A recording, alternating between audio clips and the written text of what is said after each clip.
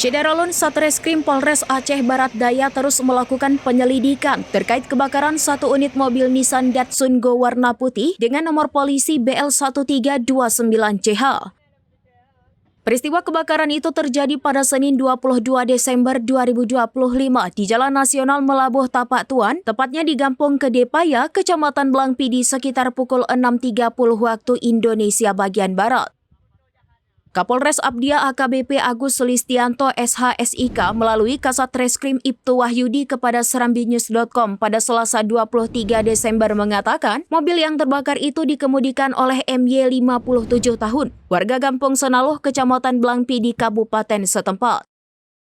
Ia menjelaskan peristiwa kebakaran itu berawal dari MY yang baru saja mengisi BBM bersubsidi jenis Pertalite di SPBU Kedepaya untuk dibawa pulang ke rumahnya.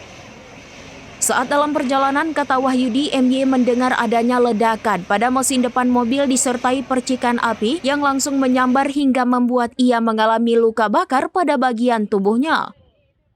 Dari hasil penyelidikan, sebut Wahyudi, di dalam mobil MY terdapat 10 buah jerigen BBM bersubsidi jenis Pertalite yang baru diisi di SPBU Kedepaya Blangpidi. Saat ini, sebut Wahyudi, pihaknya terus melakukan pengembangan terkait peristiwa tersebut. Dari Aceh Barat Daya, Masrian Mizani, serambinews.com.